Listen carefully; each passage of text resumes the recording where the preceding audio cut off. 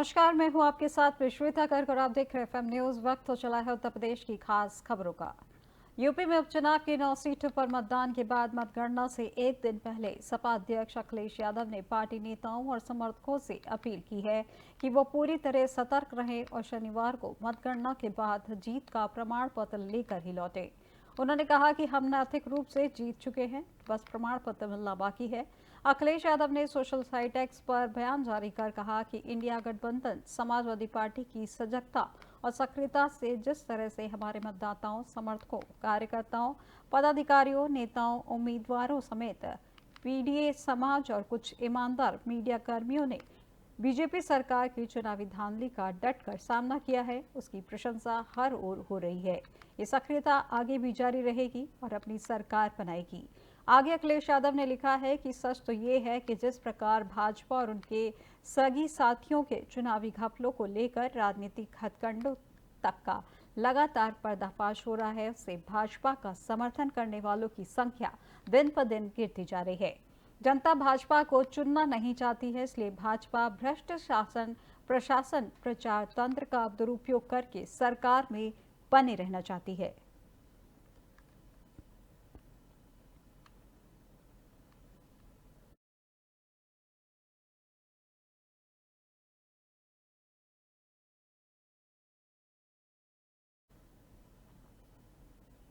अगली खबर बदायूं से है, जहां रबी की फसल की बुआई के लिए किसानों को डीएपी नहीं मिलने की वजह से लंबी लाइनों में लगना पड़ रहा है, जिसे लेकर एक किसान ने बताया कि कई बार हम लोगों को निजी दुकानों पर महंगे दामों में डीएपी खरीदनी पड़ रही है। और उद्देश्य सरकारी समितियों की बात की जाए तो दहगवा के सहकारी समिति पर 240 डीएपी के कट्टे की ही पहुंच सके हैं, जहां पे शुक्रवार सुबह 6 से ही किसानों की लंबी लंबी लाइनें लग रही हैं, लेकिन किसानों को पर्याप्त डीएपी मौजूद नहीं है। डीएपी को लेकर किसानों में काफी आक्रोश देखने को मिल रहा है।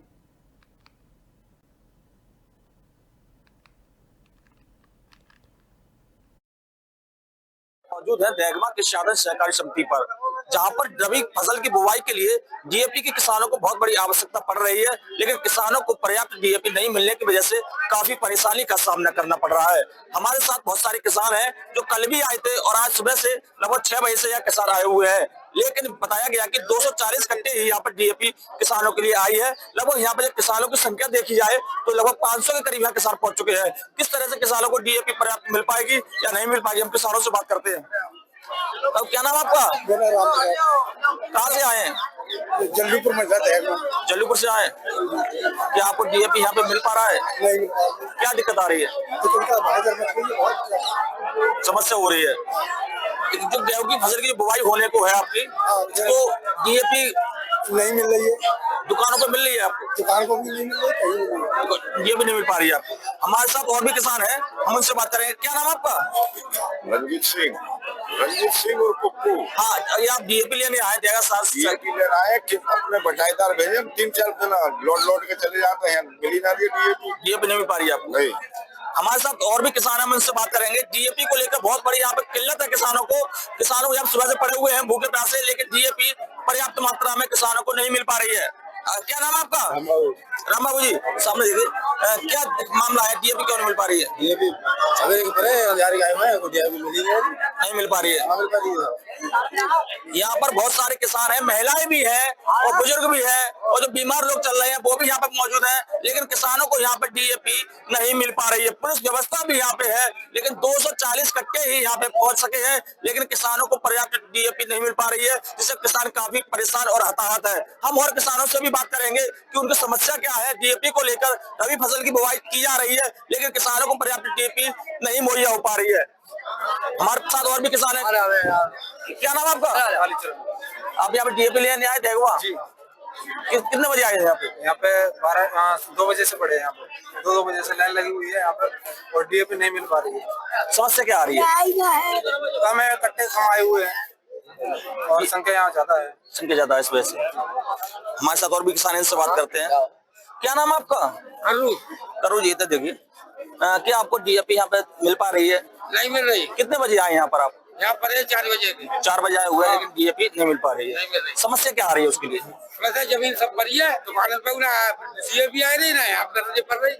किसानों का कहना है कि उन्हें निजी दुकानों पर भी डीएपी नहीं मिल पा रही है, जिस वजह से उन्हें काफी परेशानी का सामना करना पड़ रहा है। आपको बता दें कि पूरा मामला हम आपको दिखा रहे हैं साधन सहकारी समिति देगमा का है, जहां पर किसानों की लंबी लाइन लगी पड़ी है। बहुत भारी तादाद में यहाँ पर किसान पहुंचे हैं, लेकिन किसानों को डीएपी नहीं मिल पा रही है। एमएमटी बदायूं से मैं योगेंद्र सिंह मौजूद है देगमा के साधन सहकारी।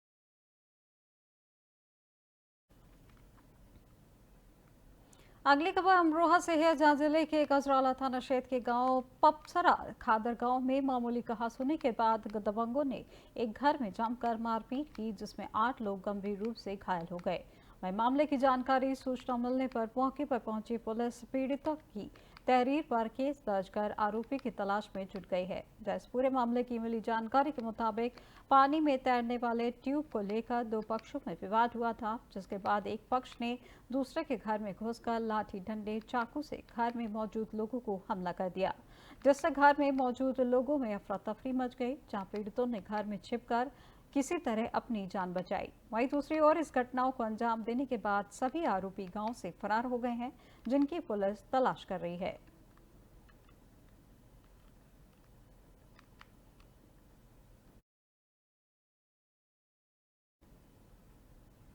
खबर हमीरपुर से है, जहां एक भीषण सड़क हादसे की खबर सामने आई है, जिसमें बाइक सवार देवर भाभी की मौके पर दर्दनाक मौत हो गई। मिली जानकारी के मुताबिक बाइक सवार युवक भाभी को ननिहाल लेकर जा रहा था, जिस दौरान जरिया थाना क्षेत्र के चुरहा गांव के पास एक तेज रफ्तार अज्ञात वाहन ने बाइक में जोरदार टक्कर मार दी, जिसमें बाइक सवार देवर भाभी दोनों की मौत हो गई। वहीं हादसे की सूचना मिलने पर मौके पर पहुंची पुलिस ने दोनों शवों को कब्जे में लेकर पोस्टमार्टम के लिए भेज दिया है। इस घटना को लेकर पुलिस ने बताया कि शवों को पोस्टमार्टम के लिए भेजकर अज्ञात वाहन की तलाश के लिए स्थानीय लोगों ने जानकारी ली जा रही है।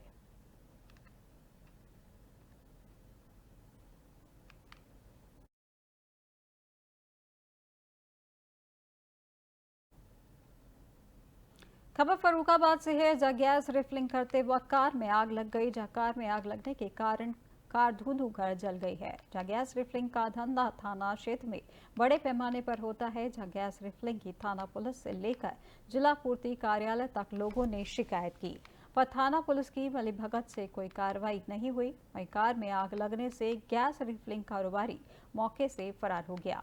सूचना पर पहुंची फायर ब्रिगेड की गाड़ी ने आग पर काबू पाया। ये मामला कोतवाली मोहम्मदाबाद क्षेत्र के पास का बताया जा रहा है।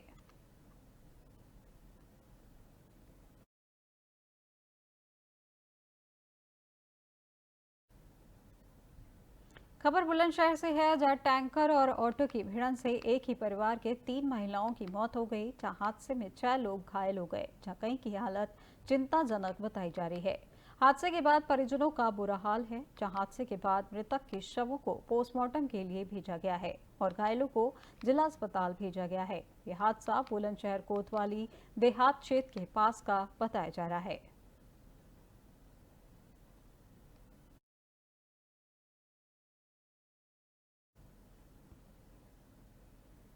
खबर कौशाम्बी से है, जहां पुलिस मुठभेड़ में बदमाश पारसनाथ पटेल गिरफ्तार हो गया है, जहां घेराबंदी करने पर बदमाश ने पुलिस टीम पर फायरिंग की, जिसके बाद में पुलिस ने जवाबी फायरिंग की और पुलिस ने जवाबी कार्रवाई में बदमाश के पैर में गोली लगी, जहां कब्जे से अवैध तमंचा, कारतूस, लूट का सामान बरामद किया है।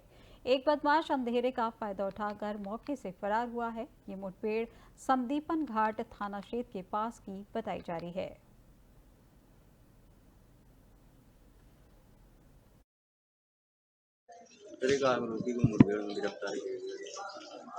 देखिए, कल दिनांक 20/11/24 को शाम को 6 बजे उदयहिंद बाजार में एक सर्राफा व्यवसायी जब वो अपने घर जा रहा था दुकान बंद करके, तो उसके साथ 3 बदमाशों ने लूटपाट किया था, जिसमें 4 किलो चांदी और 20 ग्राम सोना उसका लूटा गया था। मौके से पब्लिक और पुलिस ने एक अभियुक्त मोनू पासी को गिरफ्तार किया था। शेष 2 अभियुक्तों की गिरफ्तारी के लिए और माल की बरामदगी के लिए हमारी 5 टीमें कल से ही लगातार कॉम्बिंग कर रही थी।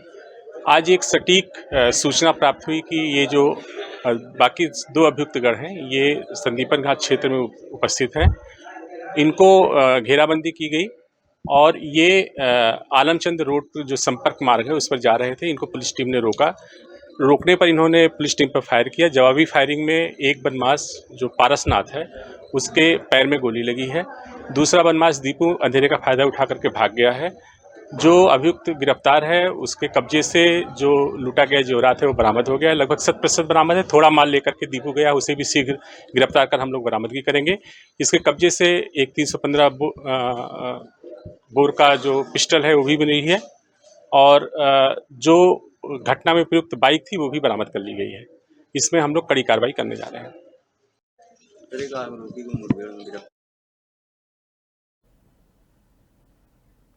बुंदेलखंड के महोबा में पुलिस ने चोरी की 5 वारदातों को अंजाम देने वाले 4 शातिर चोरों को गिरफ्तार कर लिया है, जहां पुलिस ने पकड़े गए अभियुक्तों के कब्जे से चोरी किए 2,25,000 रुपए और करीब 10 लाख की कीमतों के जेवरात के साथ 2 तमंचे और कटर मशीन बरामद की है। पकड़े गए अभियुक्तों ने पुलिस की पूछताछ में 5 चोरों की वारदातों को अंजाम देने की बात कबूल की है, जिसके बाद पुलिस ने आवश्यक कार्रवाई कर चारों को जेल भेज दिया है।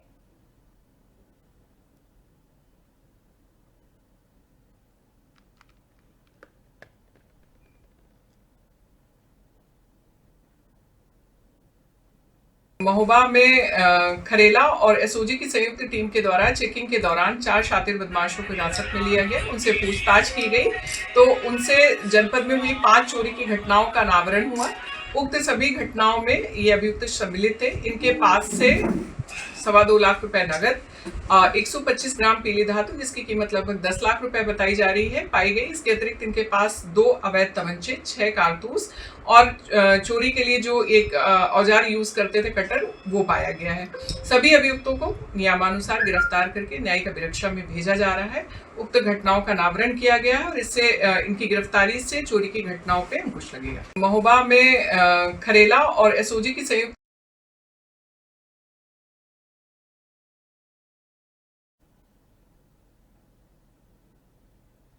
यूपी के हरदोई में महिलाओं की दबंगई की तस्वीरें सामने आई हैं, जहां कथित तौर पर मेडिकल कॉलेज से मरीजों की खरीद फरोख्त को लेकर 3 महिलाओं ने एक युवक को पकड़ लिया और मेडिकल कॉलेज के गेट पर जमकर थप्पड़ और चप्पल बरसाई। इस दौरान मौके पर पहुंची पुलिस ने बंधक युवक को मुक्त कराया और तीनों महिलाओं को हिरासत में ले लिया है। पुलिस ने पीड़ित युवक की तहरीर के आधार पर मुकदमा दर्ज किया है। बता दें कि कथित तौर पर महिलाएं और युवक मेडिकल कॉलेज से तीमारदारों को बहला फुसलाकर मरीजों को निजी अस्पताल ले जाते हैं, जहां आरोप है कि युवक एक निजी अस्पताल में महिलाओं द्वारा लाए गए मरीज को लेकर गया था, जिसके बाद महिलाओं ने उसे मेडिकल कॉलेज के गेट पर पकड़ लिया और स्कैनर से रुपए अकाउंट में भिजवाने का दबाव बनाने लगी। जहां युवक के इनकार करने पर उसकी चप्पलों और थप्पड़ों से जमकर पिटाई कर दी। काफी देर तक मारपीट और हंगामा चलता रहा। यही नहीं, महिलाएं युवक को रेप केस में फंसाने की धमकी भी दे रही थीं। अब इस पूरे प्रकरण का वीडियो सोशल मीडिया पर वायरल हो रहा है। फिलहाल पुलिस पूरे मामले की कार्रवाई में जुटी हुई है।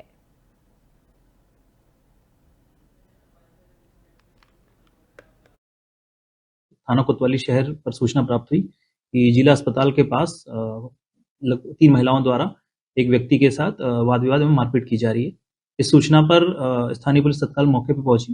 इसमें तीनों महिलाओं को हिरासत में ले लिया गया है। जांच में यह तथ्य आया कि पुराने पैसे के लेन देन को लेकर के ये विवाद हुआ था और इसमें पीड़ित की तहरीर के आधार पर सुसंगत धाराओं में अभियोग पंजीकृत किया जा रहा है और इसमें अन्य विधिक कार्रवाई प्रचलित है। थाना को खबर जालौन से है, जब बैंक के लॉकर से चोर लाखों रुपए के जेवरात को चोरी लेकर मौके से फरार हो गए। दरअसल लॉकर से 81 लाख रुपए के जेवरात गायब मिले। बैंक कर्मियों ने लॉकर मालिक को खाली लॉकर दिखाया, वहीं खाली लॉकर देखकर लॉकर मालिक के होश उड़ गए। पीड़ित ने कोतवाली पहुंचकर पुलिस को तहरीर सौंपी, जहां पुलिस ने मामले की जांच पड़ताल शुरू की है। ये मामला उरे कोतवाली क्षेत्र के पास का बताया जा रहा है।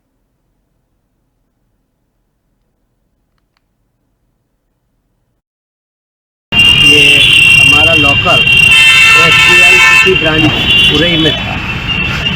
उस लॉकर को ऑपरेट करने के लिए हम लोग अगस्त में गए हुए थे।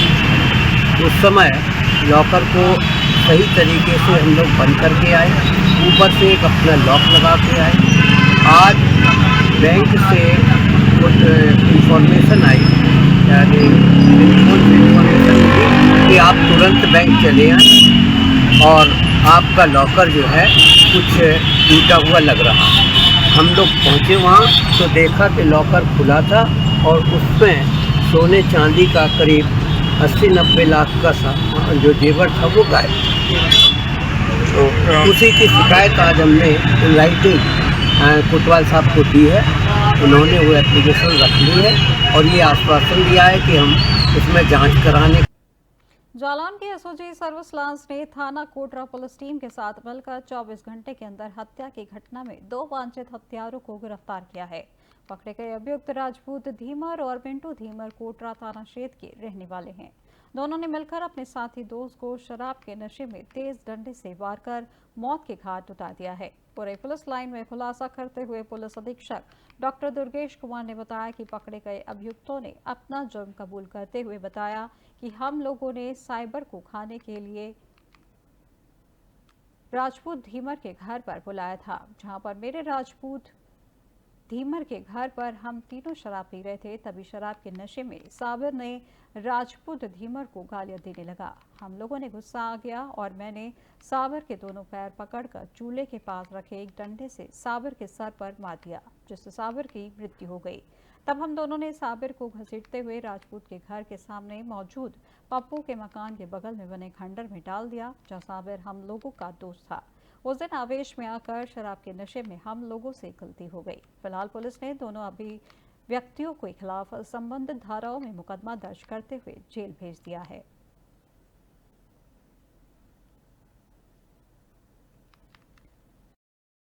ये 20 नवंबर 2024 की प्रातः लगभग 1 बजे के आसपास थाने पर ये सूचना मिली कि ग्राम सैद नगर में एक खाली प्लाट में एक व्यक्ति का शव पड़ा हुआ है। इस सूचना पर थाना पुलिस ने तुरंत रिएक्ट किया। मौके पर पहुंचकर शव को कब्जे में लेकर विवेचनात्मक कार्रवाई प्रारंभ की गई। पहचान के दौरान ये पता लगा उसी ग्राम सैद नगर के ही निवासी साबिर उर्फ मुन्ना, जिनकी उम्र लगभग 42 साल थी, ये उनका शव है। अपर पुलिस महानिदेशक कानपुर जोन श्री आलोक सिंह, पुलिस उप महानिरीक्षक झांसी परिक्षेत्र श्री कलानिधि नैथानी द्वारा इस घटना को गंभीरता से लेकर शीघ्रातिशीघ्र अनावरण करने के निर्देश प्राप्त हुए थे। इसमें क्षेत्राधिकारी नगर श्री उमेश चंद पांडे के नेतृत्व में प्रभारी निरीक्षक कोटरा श्री विजय कुमार पांडे की एक टीम गठित की गई। गांव में साक्ष्य संकलन किया गया तो जानकारी ये प्राप्त हुई कि गांव के ही निवासी राजपूत धीमर, जो लगभग 22-23 वर्ष उम्र का है, एक मिंटू धीमर जो लगभग 18 से 19 वर्ष का है। ये 20 की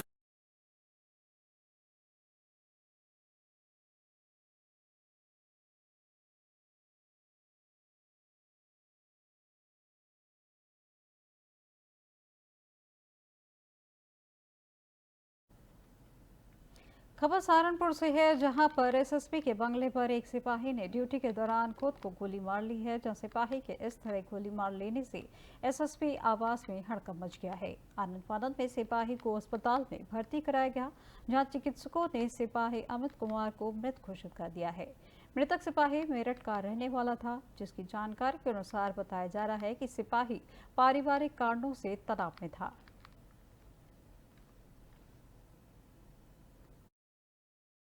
थाना जनकपुर के अंतर्गत एसएसपी आवास पे रात्रि को एक जो ड्यूटी पुलिस लाइन से रात्रि को आती है, उसमें एक जो हेड कांस्टेबल जो पिछले 2 दिनों से ड्यूटी में आ रहा था, उनका नाम सिपाही हेड कांस्टेबल अमित कुमार है, जो जनपद मेरठ के रहने वाले हैं, और इनके द्वारा सरकारी असलहे से स्वयं को गोली मारकर आत्महत्या कर ली गई है। और इनकी पत्नी और घरवालों को तत्काल ही सूचना दे दी गई थी और इसके बाद शव का पंचायतनामा भरकर पोस्टमार्टम की कार्रवाई की जा रही है। और उनके साथ के जो अन्य साथ के लोग हैं, उन घर वालों से बात करने में पता चला है कि ये किसी मानसिक समस्या से जूझ रहे थे और जिसके कारण इनके द्वारा ये ऐसा किया गया है और इस प्रकरण में इनके मोबाइल फ़ोन आदि को भी पुलिस के द्वारा सीज किया गया है और जिसके आधार पे जो भी कारण है वो घर वालों से बात करके उसके बारे में विस्तृत छानबीन की जाएगी। थाना जनकपुर के अंतर्गत एसएसपी आवास पे रात्रि को एक जो ड्यूटी पुलिस लाइन से रात्रि को आती है उसमें एक जो हेड कांस्टेबल जो पिछले 2 दिनों से ड्यूटी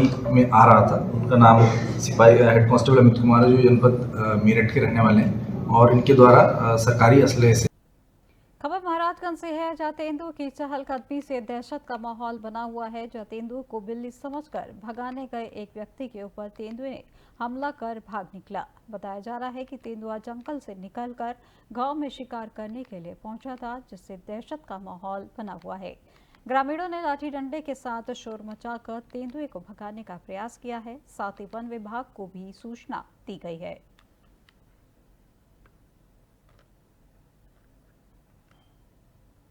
उत्तर प्रदेश की अब तक की खबरों में फिलहाल बस इतना ही और देश दुनिया की तमाम जानकारी के लिए देखते रहिए एफएम न्यूज। नमस्कार।